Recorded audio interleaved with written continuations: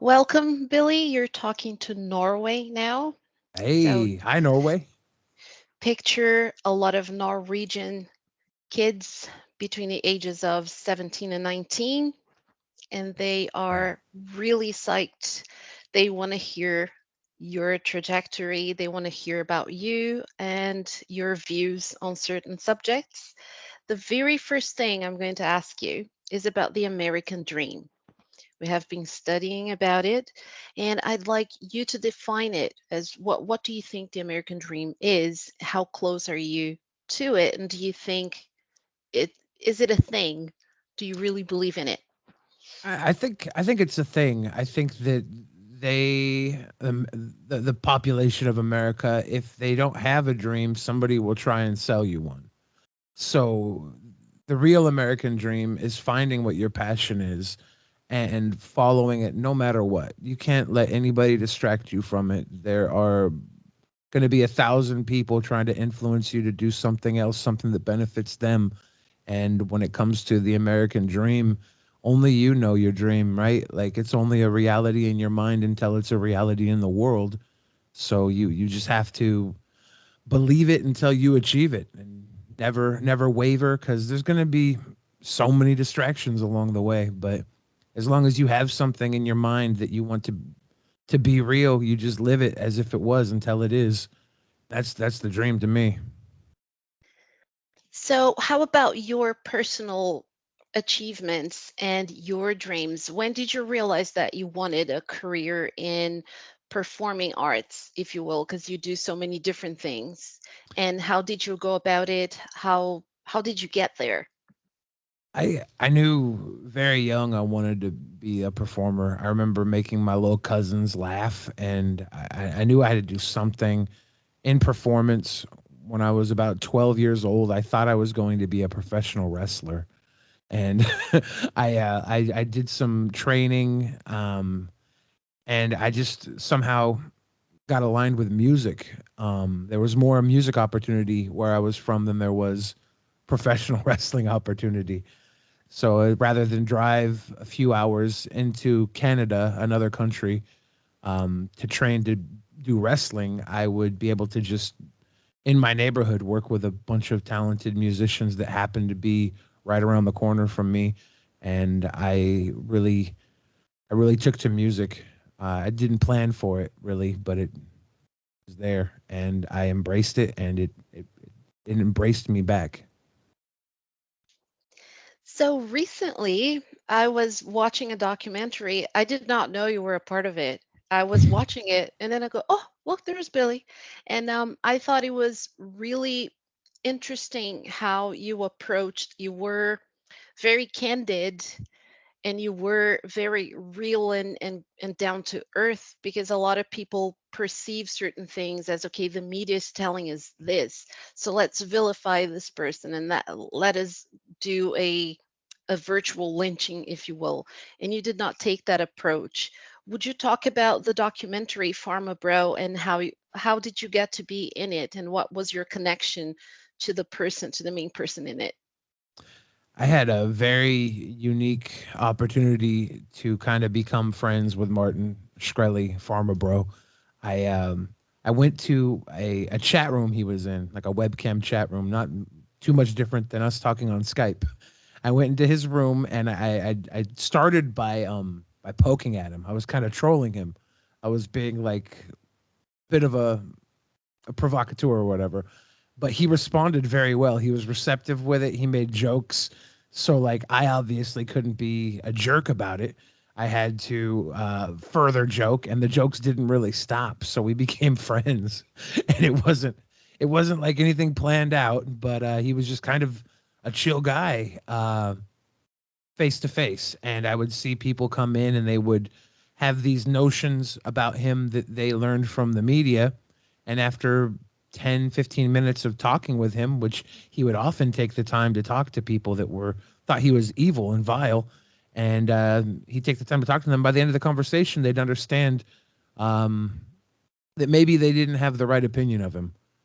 And I thought that was very impressive. Just the idea that somebody would take the time to talk to a human on a human level when you don't have to. It's the internet, right? Like nobody really looks at other people on the internet as deeply as they look at the humans that are in their day-to-day lives. And he kind of did, and that was impressive to me. Yes, and by the time the kids watch this, they will have seen the documentary. They are supposed to be able to understand spoken English, and they're also supposed to read any text about any theme, and they're supposed to be able to write essays about different aspects of what's going on in the world. And I felt like this was really current. Now, along the same lines on interviews and on your participation in things, can you talk a little bit about your interview with Onision? That's another situation. I've see. I run into these people because I am a bit of a troll online. That's part of my comedy. Is I try to make a improv out of real life. So I go into a real life situation with the idea that I'm going to be funny, that I'm going to be outrageous, and maybe I'm going to provoke somebody to get angry or have some sort of emotion. I'm making real life my stage, and he's another person that I went to, and I was kind of making troll videos to him, and he responded in a way where he was like, "Look, I think you're funny. We should do some work together." And it's kind of hard to say no to somebody when you were the one that called them out in the first place. And he turned out to be, a decent human being. And I thought that was interesting because everybody has these stories of how terrible he can be, but nobody really tells the stories of how great he was to them. And I think the majority of the people that had problems with him also had good things with him, and they'll tell you that if you ask, but nobody wants to ask. And he never gave me the real terrible side of himself, so it was just an interesting situation that came out of basically nowhere, came out of trolling people. And it seems that nowadays, with this cancel culture, and people are always trying to nitpick at every little thing to see if they can catch you doing something. Apparently, nowadays, you're either Jesus Christ or you're a douchebag, and there's no in between. And excuse my language, I'll have to explain myself to the kids, but it's all good. Yeah. But so do you believe in this notion of good and good and evil? And what is your concept of a villain in this scenario that we're talking about? I think that most villains are going to hide behind the guise of good, and they're going to play good, and they're going to attack you in the name of righteousness. They're going to say every evil thing they do is for a good reason. And I think a lot of cancel culture is backed up by some very angry, evil groups. And some people should get canceled. I don't think they actually ever do get canceled, though. Like the real bad people out there kind of go under the radar. There are some bad people that get taken out along the way, but there's so many people who know how to play the game and operate through the media, and they continue to do some pretty horrible things. And it's hard to say what is good or evil when you only really get the face value of something or the story somebody tells you about someone. So I try to just deal with people on a face-to-face basis and keep them at a distance if I feel like they're possibly trouble, and let them in as close as I can if I feel like they need humanity in their life. And that makes me good. Like in my heart, I try and be the good guy, and that's what matters. Good versus evil should be an internal struggle. That's a very good answer and gives us a lot to discuss in class. We have this notion of even Disney movies nowadays. There is this gray area where the characters are humanized to the point where there is no clear line.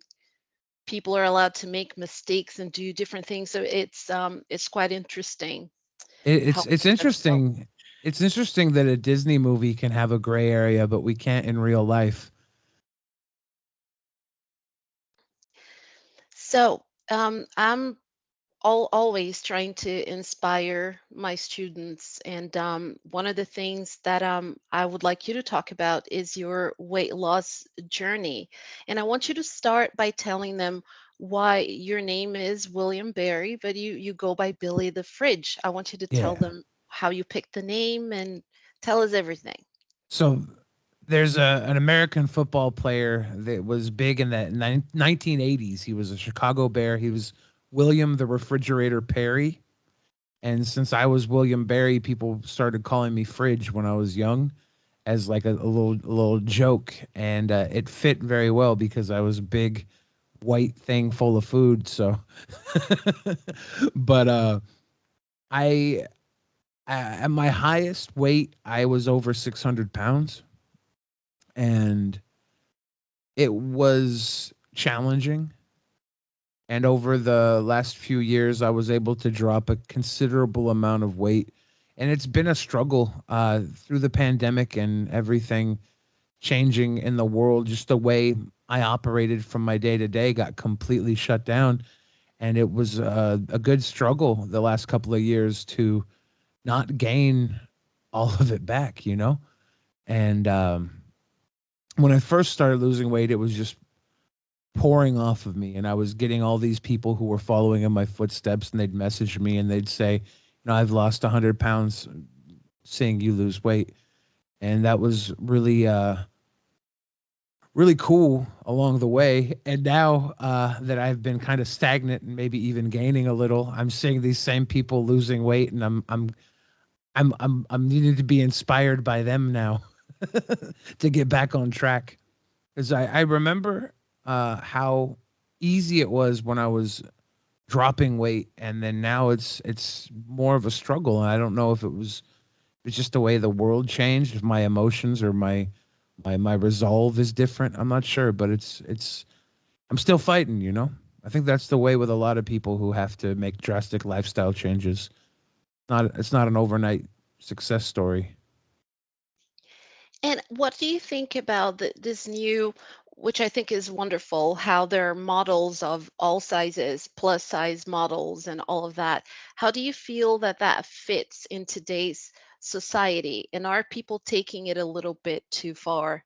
The other day, I saw an article of a lady that was, I think she was 500 pounds and she wanted to gain more, and she's a plus size model, and she was saying I'm fit and I'm healthy and I'm okay with it and I love myself. And there are two things: we look at her and we think it's wonderful that she loves herself, but is she healthy? And what do you think about that personally?